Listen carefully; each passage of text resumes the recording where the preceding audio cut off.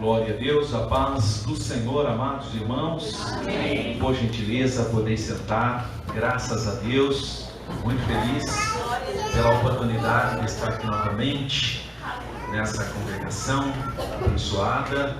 Eu louvo a Deus pela vida do pastor Enoque, Deus, a sua casa, a sua família e pelos irmãos queridos que nos acolhem aqui nesse primeiro dia da semana. Um dia muito especial no cristianismo, embora nós não guardamos dia nenhum, porque todos os dias para nós são dias de adoração, mas desde o cristianismo primitivo, todos os cristãos celebravam a Santa Ceia do Senhor no primeiro dia da semana, que simbolicamente é o dia que as trevas foram derrotadas pela luz, é o dia em que a morte foi derrotada pela vida, porque é o dia que Jesus ressuscitou dos mortos, primeiro dia da semana, graças a Deus. E eu louvo a Deus também pelos irmãos que me acompanham nessa noite aqui, o presbítero irmão Antônio, carinhosamente conhecido como Toninho do Clarim, o presbítero irmão Moisés Cession, nosso conselheiro tutelar aqui de Campinas, o nosso querido irmão Natanael, o doutor Marcos. São pessoas que sempre estão conosco, nos ajudando, nos auxiliando, e eu louvo a Deus pela vida deles. Normalmente eu venho com a minha família, mas a minha sogra está muito enferma e a minha esposa ficou então cuidando da minha sogra, minhas filhinhas ficaram lá também. Mas o Senhor vai preparar uma oportunidade da gente vir em família aqui para louvar e bendizer o nome do Senhor.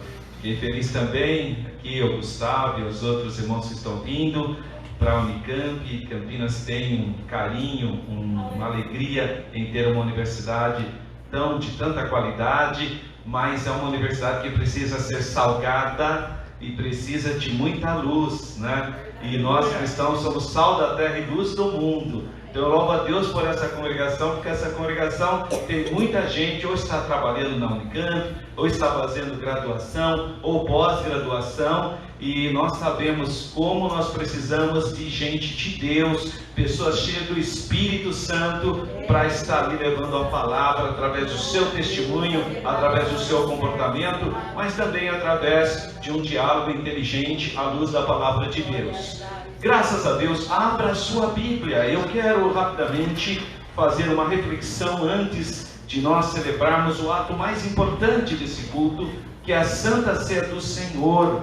Graças a Deus. E para isso eu te convido para abrirmos nossas Bíblias na primeira carta, a primeira epístola do apóstolo Paulo aos Coríntios. 1 Coríntios capítulo 10, dois versículos apenas, o versículo 16 e o versículo 21 da primeira carta do apóstolo Paulo aos Coríntios. Graças a Deus. Todos acharam? Amém, irmãos? 1 Coríntios capítulo 10, versículo 16 diz assim: porventura, o cálice de bênção que abençoamos não é a comunhão do sangue de Cristo? O pão que partimos não é, porventura, a comunhão do corpo de Cristo? E o versículo 21, não podeis beber o cálice do Senhor e o cálice dos demônios, não podeis ser participantes da mesa do Senhor e da mesa dos demônios. Amém, irmãos? Glória a Deus. Essa é uma mensagem que o apóstolo Paulo, usado pelo Espírito Santo, endereçou para a capital da Acaia, atual Grécia. Na época, a capital da Grécia era Corinto, não era Atenas. Hoje é Atenas, mas na época era Corinto. E em Corinto haviam igrejas, congregações domésticas, igrejas do tamanho dessa aproximadamente, não eram muito numerosas. E o apóstolo Paulo escreveu uma carta direcionada a esses irmãos, para que eles tivessem discernimentos em relação às suas vidas espirituais. E aqui ele nos dá ensinamentos relevantes. O assunto aqui, na verdade, principal não é a Santa Ceia. Na verdade, o assunto principal aqui é o combate à idolatria. Esse é o tema principal. Mas ele faz uma inferência extremamente importante nesses dois versículos e acaba fazendo um apontamento para a Santa Ceia do Senhor, que ele chamou de mesa do Senhor. Por que é importante eu fazer essa reflexão? Em primeiro lugar, que eu preciso entender a importância Santa Ceia do Senhor na minha vida como cristão. Eu preciso entender que Santa Ceia é comunhão. Santa Ceia é culto de adoração ao Senhor. Que Santa Ceia eu tenho que fazer aquela reflexão que o meu Salvador morreu substitutivamente em meu lugar. Eu preciso entender que eu dependo totalmente da obra expiatória do Calvário. Com esse entendimento pleno, eu começo a perceber então que eu preciso ser prudente e não ter comunhão com qualquer outra ideologia do mundo, porque eu já tenho uma comunhão com alguém que deve ser exclusivo na minha vida. Louvado seja o nome do Senhor.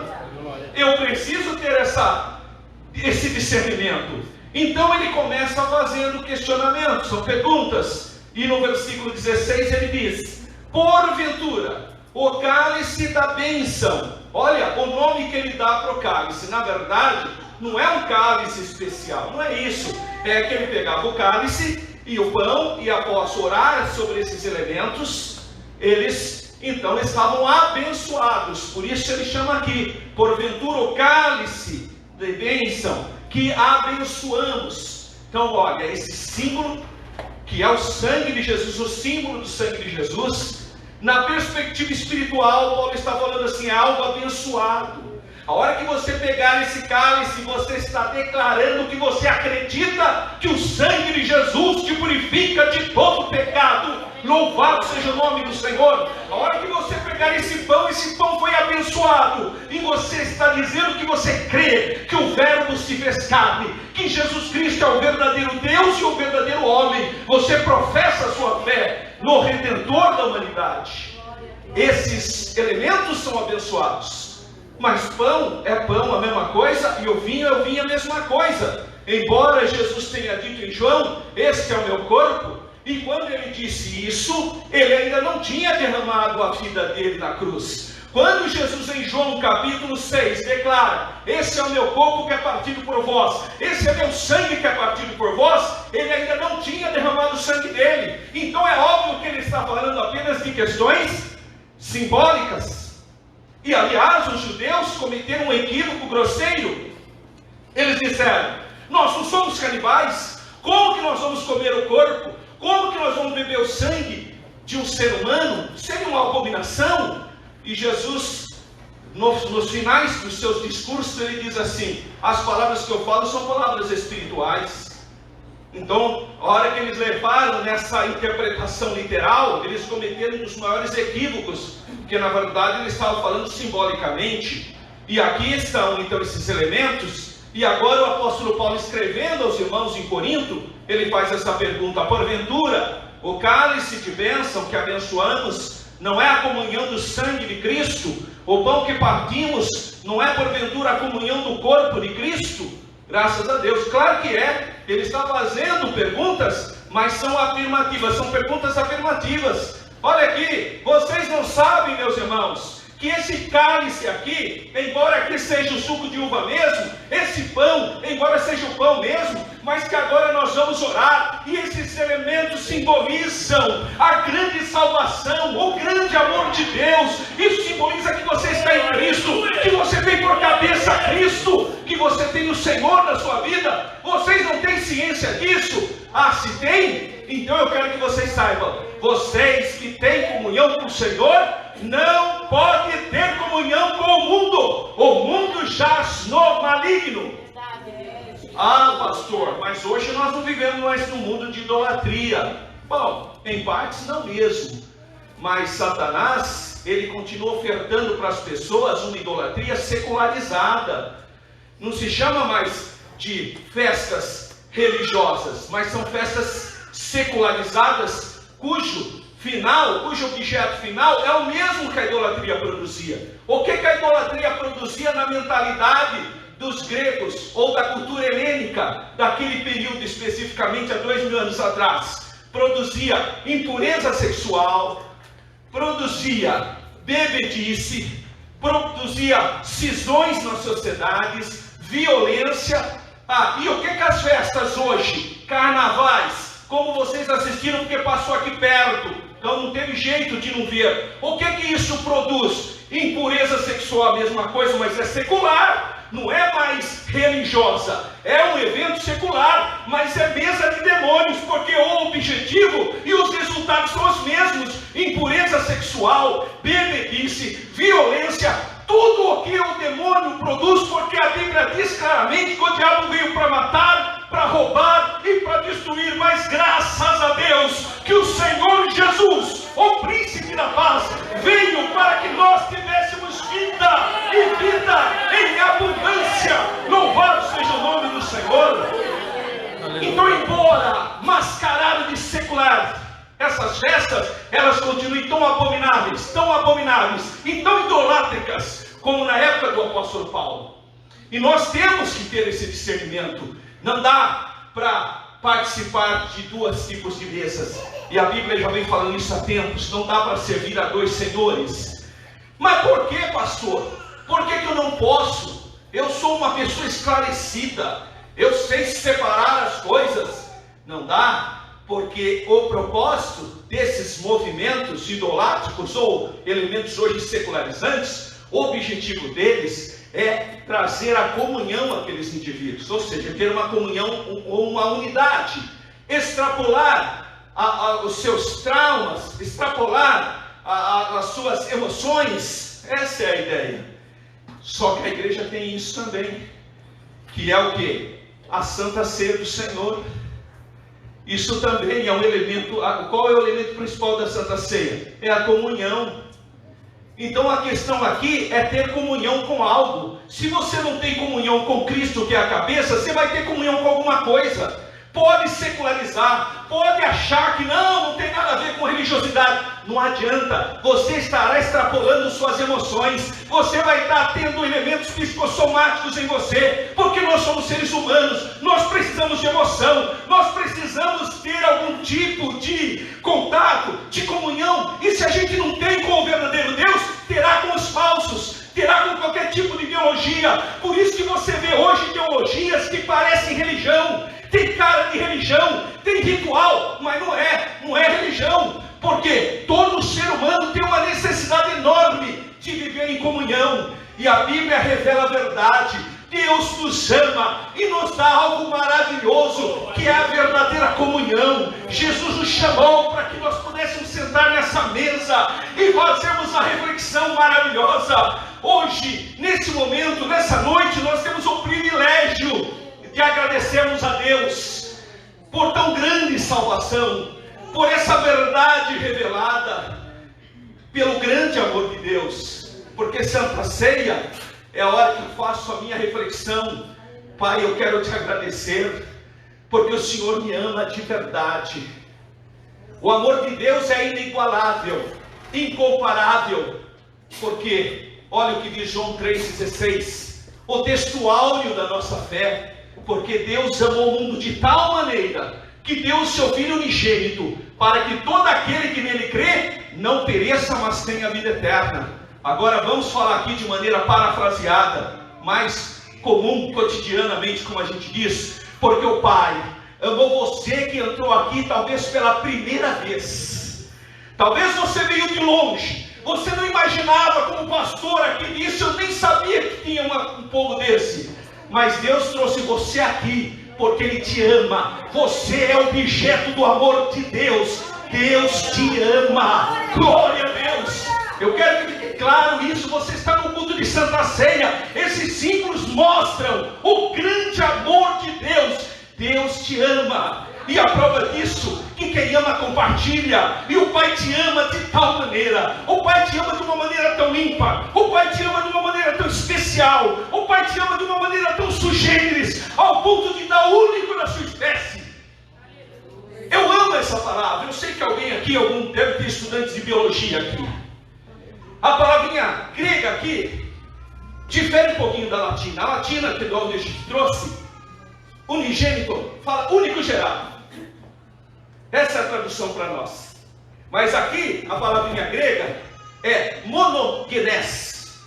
Vem de monos, um. E genes, gene. Gene é onde estão as características hereditárias do indivíduo. Cor do cabelo, cor dos olhos, cor da pele que está no gene. É de onde vem a palavra moderna, genética.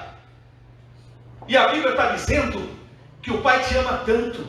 O Pai te ama tanto que Ele deu o único que tem o DNA dele. É por isso que essa igreja adora o Senhor Jesus. Porque Jesus é Deus de Deus, é luz de luz, é palavra da palavra, é verdade da verdade. Louvado seja o nome do Senhor. É por isso que nós adoramos o Senhor Jesus. Porque Jesus é o único que tem o DNA do Pai. Glória a Deus, Jesus é o único que tem a natureza do Pai. É por isso que Jesus diz: eu sou o caminho, eu sou a verdade, eu sou a vida. Nunca um rabi, um judeu falou eu sou. Aliás, até hoje em Israel, quem tem um raso conhecimento de língua hebraica vai entender o que eu estou dizendo. Ninguém se apresenta como eu sou na língua hebraica. Sempre Ani, Alberto, Ani, Enoque, eu, Alberto, eu, Enoque. Não é eu sou. O único que pode dizer eu sou é o Deus Todo-Poderoso. E o Senhor Jesus, porque é a mesma natureza do Pai, Ele diz: eu sou a porta, eu sou o bom pastor, eu sou a ressurreição e a vida, eu sou o pão vivo que desceu do céu. Antes que Abraão fosse, eu sou. Louvado e agradecido seja o nome do Senhor. Jesus é o único que tem a natureza do Pai. Então, voltando para João 3,16, porque o Pai te amou de uma maneira tão ímpar, ao ponto de dar o único da sua espécie, para que todo aquele que acreditar em Jesus, todo que depositar a sua fé em Jesus, não pereça, mas tenha vida, e vida em abundância, tenham a vida eterna. Louvado seja o nome do Senhor. Essa fé produz em nós um sentimento de comunhão extraordinária. Essa comunhão é uma comunhão santificadora. Por que eu preciso participar desse culto com esses símbolos extraordinários do pão e do cálice? Porque aqui eu faço essa reflexão, eu faço esse pensamento: Pai me amou, derramou sangue no meu lugar. E esses são símbolos da sua morte expiatória. Glória a Deus. Isso gera em mim santidade.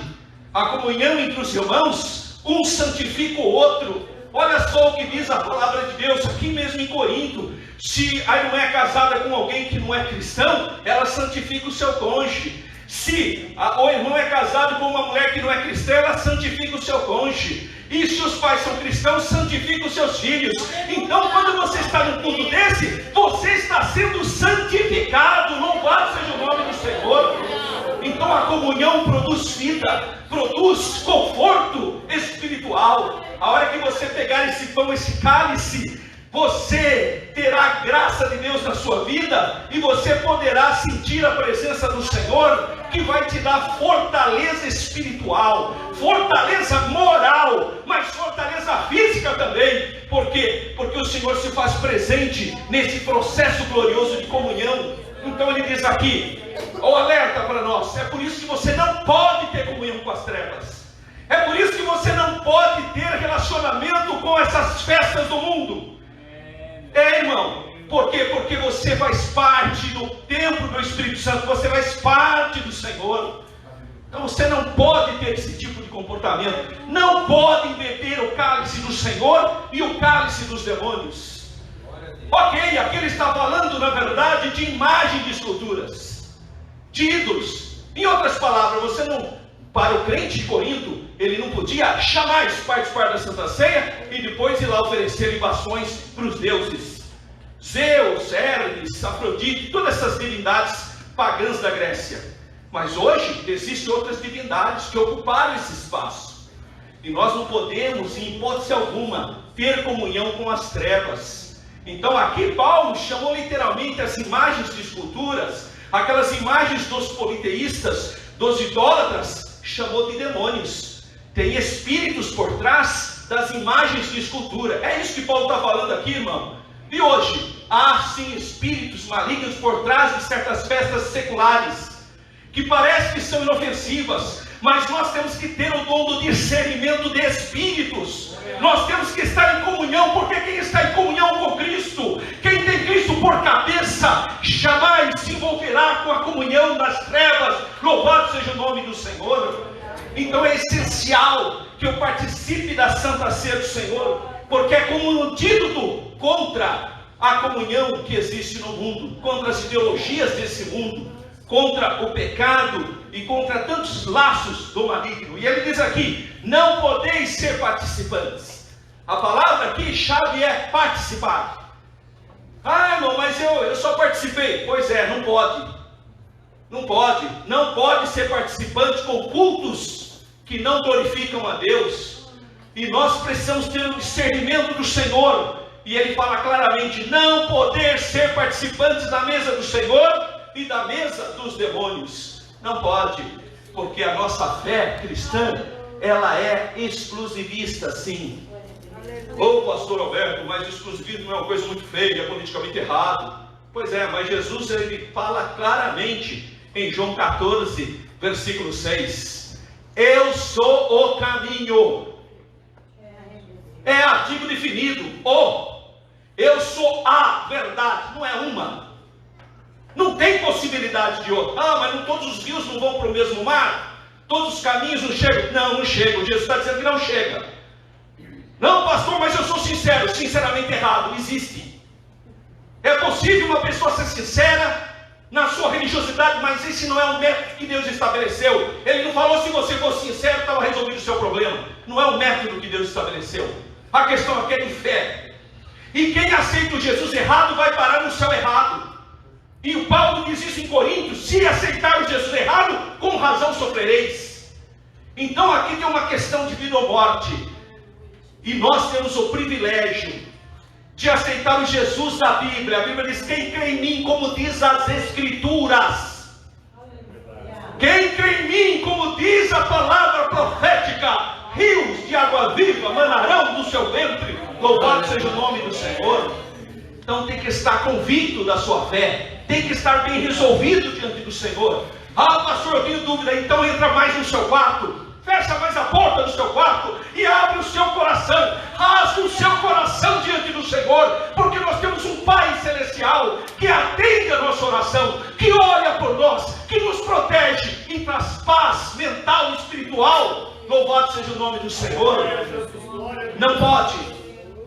Tem que estar bem resolvido. Glória a Deus. E nós vivemos uma época de decisões, porque o Senhor Jesus está voltando. Glória a Deus. E eu fui chamado por Deus, seja lá na Unicamp, Gustavo, seja lá na Câmara dos Vereadores, seja lá no Ceprocam, seja lá na prefeitura, não importa onde Deus te colocou, seja a luz do mundo e sal da terra, esteja em comunhão com Cristo, olhe para a cabeça que é Cristo, não participa, não seja participante de ideologias desse mundo, de festinhas desse mundo, de qualquer comportamento que não glorifica a Deus, porque Jesus te chamou para participar da mesa do Senhor. Louvado seja o nome de Jesus. E nessa noite nós somos privilegiados, porque nós vamos participar da mesa do Senhor. Glória a Deus. Participar da mesa do Senhor, o que gera em mim? O que traz para mim? Comunhão. Participação é comunhão. Glória a Deus. Que mais? Conforto espiritual. Glória a Deus. Esse símbolo aqui traz em minha memória que Jesus deu a vida por mim. E a morte de Jesus tem vários aspectos extraordinários. Eu já disse o primeiro: a morte de Jesus foi substitutiva, mas a morte de Jesus também é justificativa. Ela torna o homem justo. É o poder da morte de Jesus, o sangue que ele verteu na cruz. É redentiva, glória a Deus. É santificadora. Então a morte de Jesus tem muito aspecto. Não é à toa que o apóstolo Paulo, ainda em Coríntios, e nós possivelmente vamos ler esse texto no decorrer desse culto, ele fala: fazer isso em memória de mim, da minha morte expiatória. Eu tenho que trazer isso ao meu pensamento, a morte do Senhor meu. Então ela produz conforto, mas esse ato de Santa Ceia é um ato de amor. Eu tenho que entender que isso aí tem a ver com o grande amor de Deus para nós, pecadores que estávamos destituídos da graça de Deus. E participar da Santa Ceia tem mais um elemento importante: me traz crescimento espiritual. Glória a Deus. Então hoje nós estamos num dos maiores eventos que o Senhor Jesus deixou. São apenas duas ordenanças deixadas biblicamente pelo Senhor Jesus: batismo e Santa Ceia. E nós estamos aqui para participarmos dessa mesa do Senhor, uma mesa que gere em nós, geste em nós, trabalhe em nós santidade, amor, conforto, alegria e certeza da salvação. Para por aqui, pastor? Não. Há uma palavra profética em quem vai participar da Santa Ceia do Senhor aqui hoje. Porque eu tenho certeza que tem irmãos aqui, que tem algum parente que já dorme no Senhor, que não perdia a Santa Ceia aqui, mas hoje dorme no Senhor. Mas há uma palavra profética na vida deles. O Senhor Jesus disse assim: quem come do meu corpo e bebe do meu sangue tem, não terá não, ele fala, tem a vida eterna, e eu o ressuscitarei no último dia.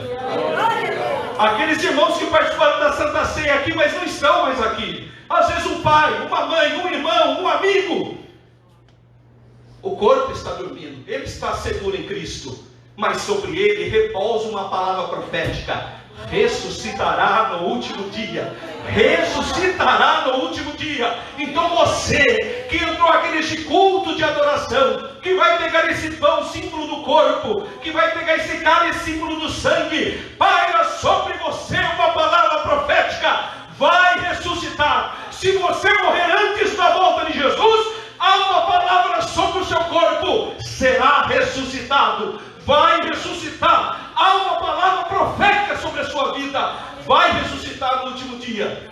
Mas se Jesus vier antes, então nós somos transformados, nós já subimos, glória a Deus.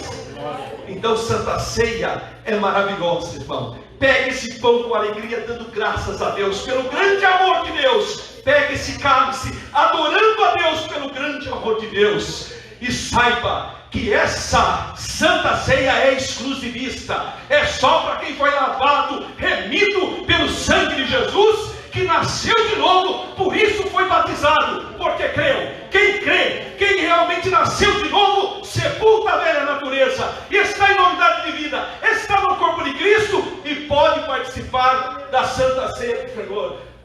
Pastor, mas Jesus falou: tomai dele todos. Só que Jesus está falando só para 12. Ele não estava falando para o rabino, não estava falando para ninguém, mas para o soldado romano, não. Ou todos que Jesus se refere, é o cenáculo falando para 12 pessoas, que são seus discípulos, pessoas que tinham obedecido a sua palavra. Jesus falou que eles estavam limpos pela palavra. Então quem participou da Santa Ceia, quando ele fala tomai dele todos, ele direcionou para quem nasceu de novo, quem foi lavado no sangue de Jesus, quem foi sepultado nas águas batismais. Aí sim pode participar. O irmão tem prova histórica? Claro que tem. O Didaquê, o primeiro documento cristão extra-bíblico, não saía disso, mas tem gente que força a barra, tudo bem, então vamos lá. O Didaquê é o primeiro documento cristão pós-Bíblia, mais ou menos do ano 100, para discipulado. Ele diz: só pode participar da Santa Ceia do Senhor quem foi batizado, porque é o símbolo de quem creu. É o símbolo de quem creu. Ah, pastor, eu quero participar e não sou batizado. Então faça discipulado, entenda o que é estar morto em Cristo, entenda o que é estar morto para o mundo, e não vai batizar para ser salvo, mas vai batizar porque já é salvo, porque o batismo não limpa a gente de pecado, as águas do batismo não têm poder, porque senão João Batista tenha resolvido o nosso problema. Mas entender que o sangue de Jesus é o sangue da nova aliança, é o sangue exclusivo de Jesus, é que purifica-nos de todo pecado. Aí sim, morto para o mundo, sepultado. E aí você faz parte do corpo de Cristo. Aí sim você vai pegar os símbolos. Glória a Deus. O privilégio de participar da Santa Ceia do Senhor é para quem creu no Senhor Jesus. É quem nasceu de novo, é quem foi lavado dos seus pecados e foi sepultado para o mundo e está em novidade de vida. É para esses que nós temos a Santa Ceia do Senhor.